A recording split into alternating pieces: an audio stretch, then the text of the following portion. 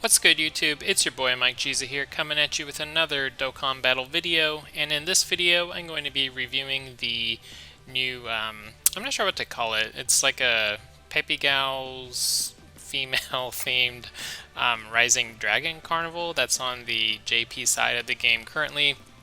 As usual with banner reviews, I'll be discussing if I feel like it's worth summoning on. If you do summon, maybe how many summon or how many stones should you spend, etc. So this banner, it features a double SSR rate, as typically is the case for Rising Dragon Carnival, banners. You can see it's still 50 stones, no discounts, and it is the blue coins, which is, as I've said before, are the worst coins, unfortunately. When you are able to purchase like the different units, like it's okay. I mean, like yeah, it's just not really like worth your stones, pretty much. But at least for the blue coins. I mean, I think over time they'll probably step it up and like release better units that are people may be like, oh okay, well I'm gonna go for some more blue coins or something. But right now, like when you compare like the red coins and gold coins with the blue ones, it's just the blue ones are way underwhelming. Anyways, let's talk about this banner. I'm going to be going over kind of like the new units and like their new awakenings and such, which is why I have the Dokkan Wiki pulled up. So shout outs to them. Just because I don't like some of the kanji is a little bit hard for me to understand, so I'd rather just have the English translations up and we can go through the banner. So I'll also pull up the scouter so we can kind of look at the units at the same time. Alright, so the first unit we have is this new physical SSR launch, so she's Extreme Hunting launch, and I think this marks the first like actual the actual good launch unit we have. I guess she's like the OG gold hair transformation girl. I always thought she was like Super Saiyan when I was younger, like when Super Saiyan was a thing. I was like, wait, so why does launch why does she become blonde?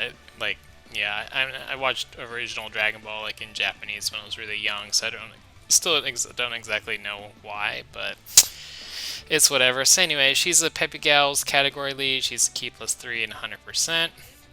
Causes supreme damage, lowers attack and defense. Her passive is pretty good here, so it gives her key +3, high chance of performing a crit, and launches an additional attack, which has a high chance of becoming a super. So, I mean, that's pretty good mechanic. She's on the Peppy Gals and DB Saga team. So, I mean, if you're missing like well, the thing is like that strength Ribrianne, I think she's 77%, so it should be like an upgrade in terms of a Peppy Gals leader unit.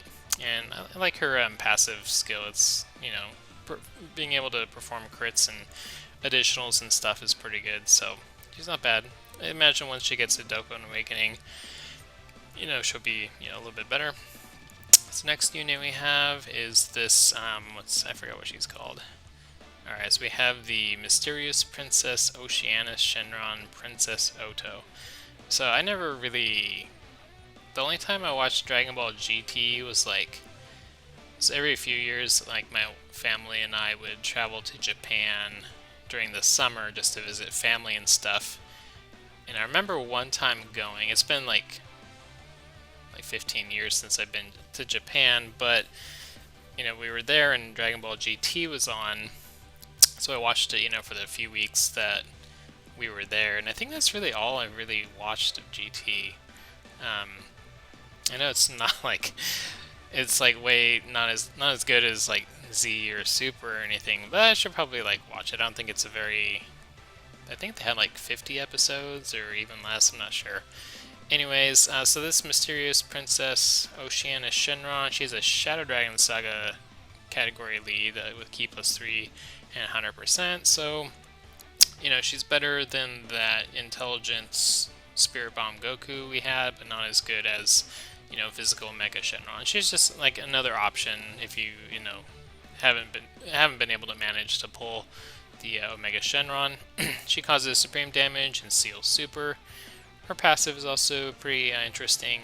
She gives Ki +2, attack and defense 100% for herself, plus an additional attack 50%, launch an additional super attack when the enemy is in attack, defense, or attack down or defense down status. So if the enemy, you know, had his or her attack or defense lowered, then this attack plus 50% and additional would proc. And she's got a high chance of stunning the enemy when the enemy is sealed. So if the enemy is already sealed, then she has the high chance of stunning as well. So that's pretty good. She's on Shadow Dragon Saga naturally, and Peppy Gals. Let's see, anything else interesting? Nope. So I mean, that's a pretty, you know, solid unit. Like the Peppy Gals category, they're just releasing like more and more like solid units, not like broken or anything, I wouldn't say, but you know, just solid, just to give them some better cards, because it's been a long time since they've released like for a while we had like nothing, and then like all of a sudden with all the Ribrianne stuff, like they've been getting, and Kefla stuff, they've been getting better and better. I mean to say Caulifla. Anyways, next card is this Chi-Chi. Not that one. So this is Chi-Chi, Pure and Innocent Approach Chi-Chi. So she finally gets a Dokkan Awakening, and she becomes much better. So she's an int and physical type lead, Ki +3 and 70. So not really great by today's standards, but you know, better than she used to be, I guess. You're not really going to use her as a lead unless you're really desperate or just trying something fun. She causes supreme damage, high chance of stunning, so that's pretty good. Let's see, attack plus 250% when doing a super, and attack minus 50% for 3 turns after receiving attack. So naturally you're going to want to like put her in a spot on your rotation where she's not going to take any hits, I would imagine, or like using a Ghost Usher or something to make sure she doesn't get hit. Defense plus 150 when there's a Goku Youth ally. So this is interesting because, oh well, she's not a Peppy Gal. You see she's on Youth and DB Saga. You're not going to run her on a Peppy Gals team. It'd be more of a like Youth or DB Saga with, you know, it would be best to run you know, some kind of Goku Youth. That way you get this defense plus 150, which is pretty good. So you know, not much to say about her. I just like the high chance of stun, and it's pretty good. So, like the Peppy Gals, they're getting, well, I mean, she's not a Peppy Gal, but with the female stuff, they're releasing more sealers and stunners and that kind of thing. And this Ribrianne, so I put her over here. So this is a Brienne de Chateau. Yeah, this says Brienne de Chateau.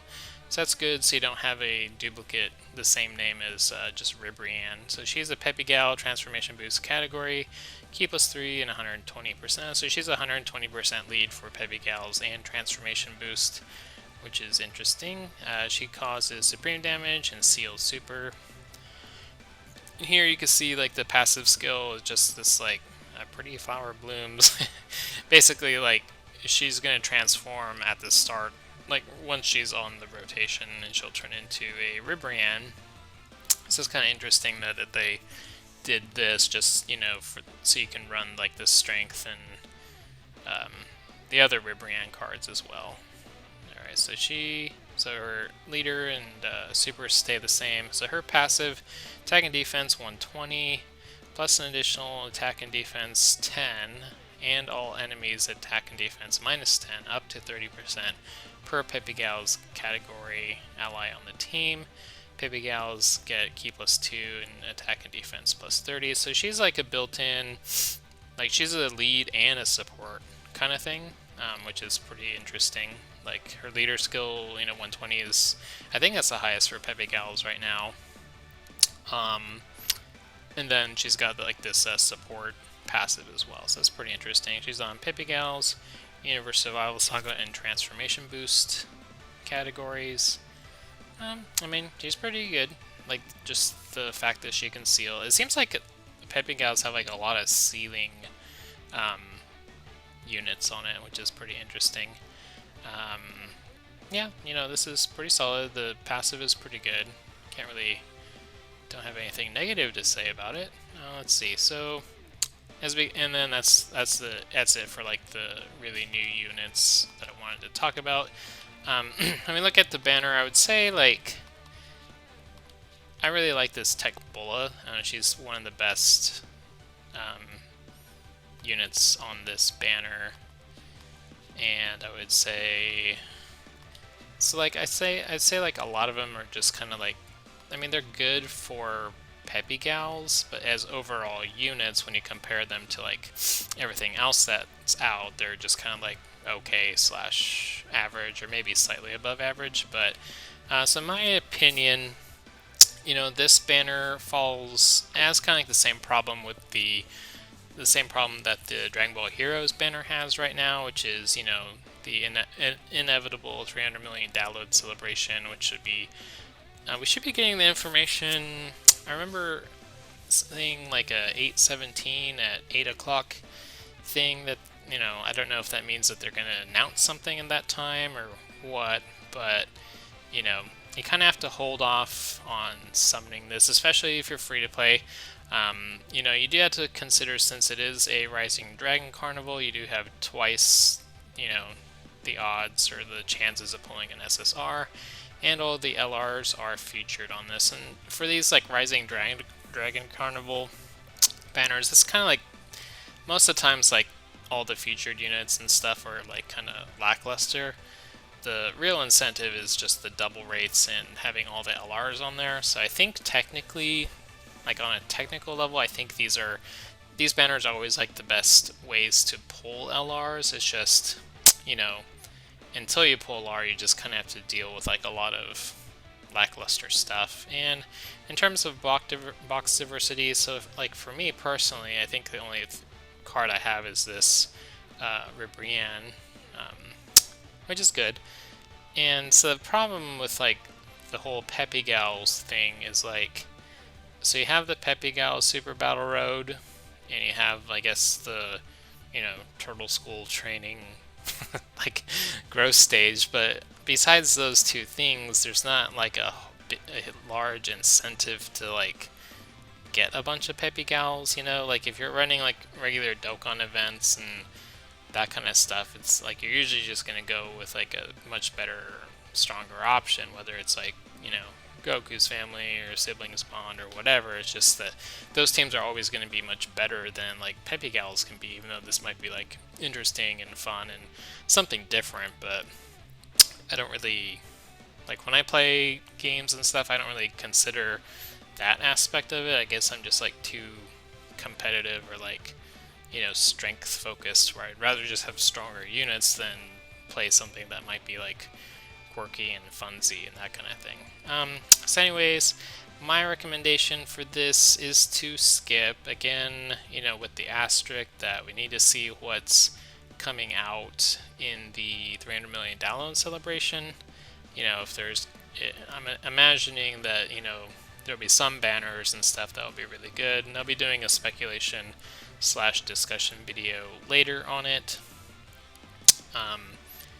And then probably doing like a breakdown once we actually get the information and such. So for right now, you know, I would recommend just holding your stones for a little bit. Don't get too crazy. I mean, if you're you know, buying stones and that kind of thing, and you know, naturally if you want to summon, go for it. You know, you probably pull an LR after, I don't know, 700,000 stones or whatever, which is fine. But you know, it just, like if you're starting out or if you have an underdeveloped box, like such as myself, these units aren't really going to help you too much. I mean, unless you're just trying to build like Peppy Gals or something, or like this unit, you know, if you don't have a Shadow Dragon Saga lead like I don't, I mean, this might be nice just to be able to run like, you know, a Shadow Dragon Saga team, since I do have both of the LRs, the Goku and the Vegeta. You know, I have been wanting to have like a team where I can run both of them on, but it's not, you know, I'm not gonna like be like, oh, I really need this Oceanus card when I could just wait and probably just naturally pull Omega or, you know, something like that. So anyways, I'd recommend skipping for now. I'm probably just going to skip altogether because I think these. I've summoned pretty hard on different Rising Dragon Carnivals in the past, and that's mostly because I didn't really know, if it was a good banner or anything like that, or, I was just kind of summoning just to summon since I didn't really know any better. But now, after gaining a little bit more wisdom and knowledge about the game and stuff, it's like, I would recommend skipping. And I guess if this was red coin, it probably wouldn't be like, it'd be a little bit nicer, or maybe like yellow. But just the fact that it's blue coin, it just really, I mean, it turns me away even stronger just because of that. So, anyways, if you guys do summon, I wish you the best of luck and hope you pull some good LRs and whatever Peppy Gals you're going for. Anyways, thank you guys so much for watching. Please be sure to like, subscribe, and thank you, and have an awesome day. Bye.